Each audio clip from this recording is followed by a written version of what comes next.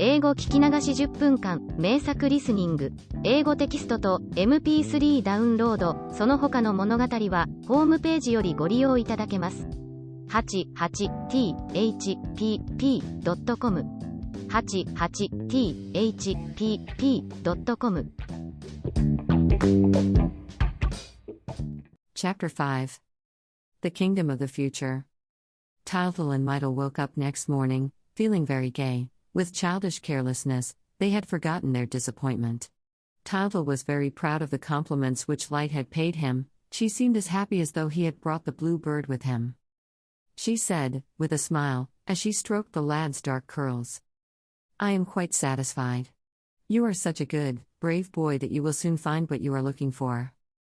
Tildel did not understand the deep meaning of her words, but, for all that, he was very glad to hear them. And, besides, Light had promised him that today he would have nothing to fear in their new expedition. On the contrary, he would meet millions and millions of little children who would show him the most wonderful toys of which no one on earth had the least idea. She also told him that he and his little sister would travel alone with her this time and that all the others would take a rest while they were gone. That is why, at the moment when our chapter opens, they had all met in the underground vaults of the temple. Light thought it as well to lock up the elements and things. She knew that, if they were left to do as they pleased, they might escape and get into mischief. It was not so very cruel of her, because the vaults of her temple are even lighter and lovelier than the upper floors of human houses, but you cannot get out without her leave. She alone has the power of widening, with a stroke of her wand, a little cleft in an emerald wall at the end of the passage, through which you go down a few crystal steps till you come to a sort of cave, all green and transparent like a forest when the sunlight sweeps through its branches. Usually, this grey hall was quite empty, but now it had sofas in it and a gold table laid with fruits and cakes and creams and delicious wines, which Light's servants had just finished setting out. Light's servants were very odd. They always made the children laugh. With their long white satin dresses and their little black caps with a flame at the top, they looked like lighted candles. Their mistress sent them away and then told the animals and things to be very good and asked them if they would like some books and games to play with. They answered, with a laugh, that nothing amused them more than eating and sleeping and that they were very glad to stay where they were. Light's servants were very odd. Tylo, of course, did not share this view.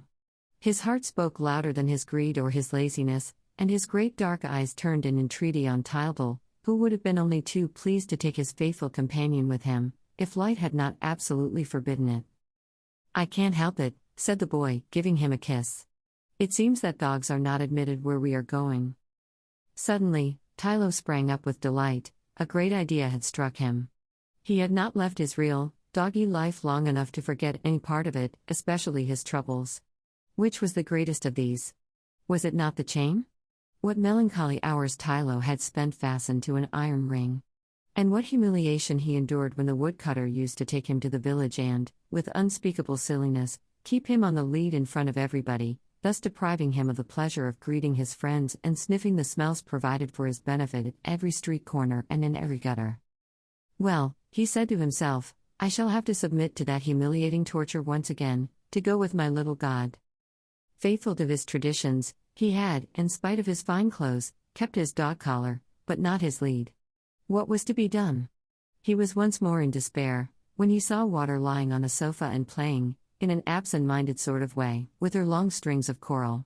He ran up to her as prettily as he could and, after paying her a heap of compliments, begged her to lend him her biggest necklace.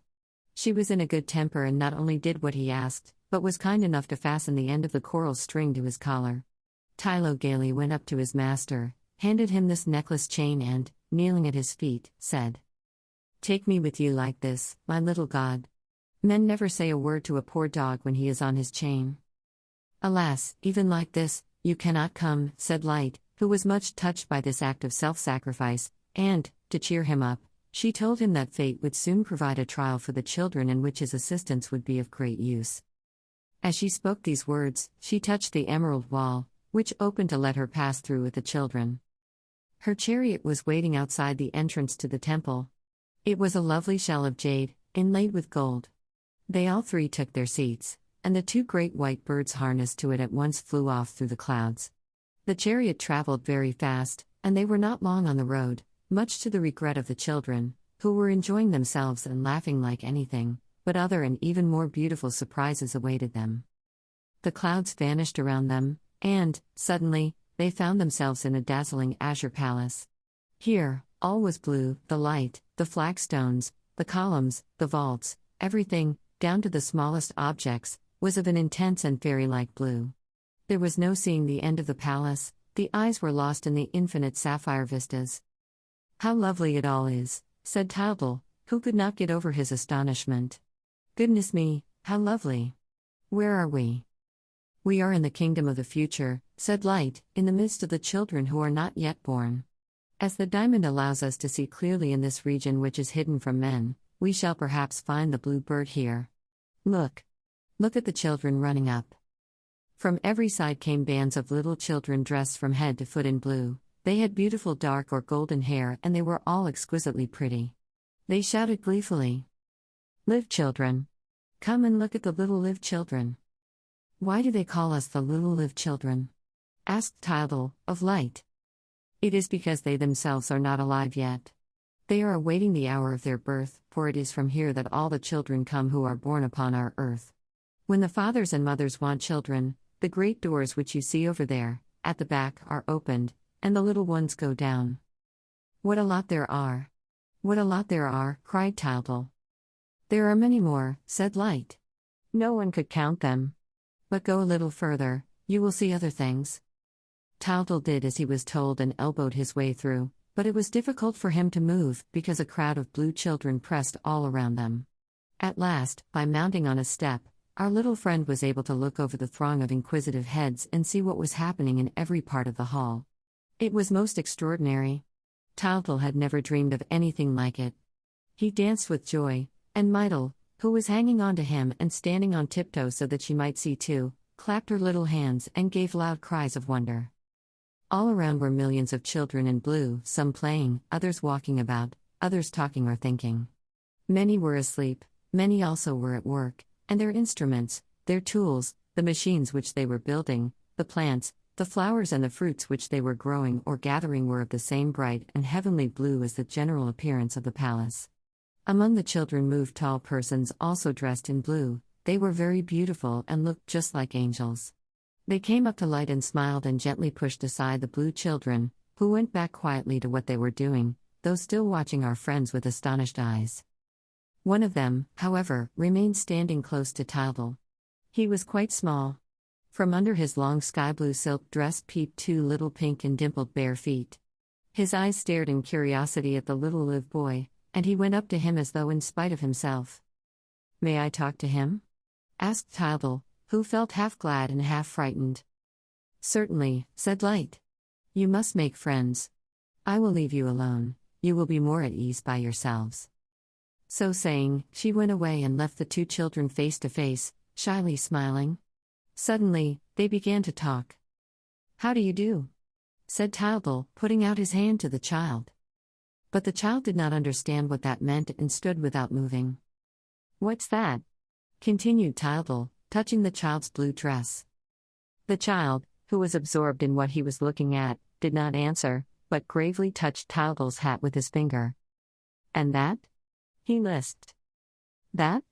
That's my hat," said Tildal. "Have you no hat?" "No, what is it for?" asked the child. "It's to say how do you do with," Tildal answered. "And then for when it's cold." "What does that mean, when it's cold?" asked the child. "When you shiver like this, brrr. Brrr, said Tildal. "And when you go like this with your arms," vigorously beating his arms across his chest. "Is it cold on earth?" asked the child. "Yes, sometimes, in winter, when there is no fire." "Why is there no fire?" "Because it's expensive, and it costs money to buy wood." The child looked at Tildal again as though he did not understand a word that Tildal was saying, and Tildal in his turn looked amazed. "It's quite clear that he knows nothing of the most everyday things," thought our hero, while the child stared with no small respect at the little Luke boy who knew everything. Then he asked Tildal what money was. "Why, it's what you pay with," said Tildal, scorning to give any further explanation. "Oh," said the child, seriously. Of course, he did not understand. How could he know, a little boy like that, who lived in a paradise where his least wishes were granted before he had learned to put them into words? How old are you? Asked Tildel, continuing the conversation. I'm going to be born soon, said the child. I shall be born in 12 years. Is it nice to be born? Oh, yes, cried Tildel, without thinking. It's great fun.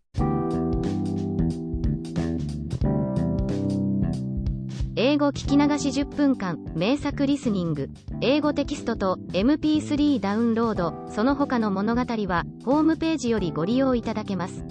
88thpp.com 88thpp.com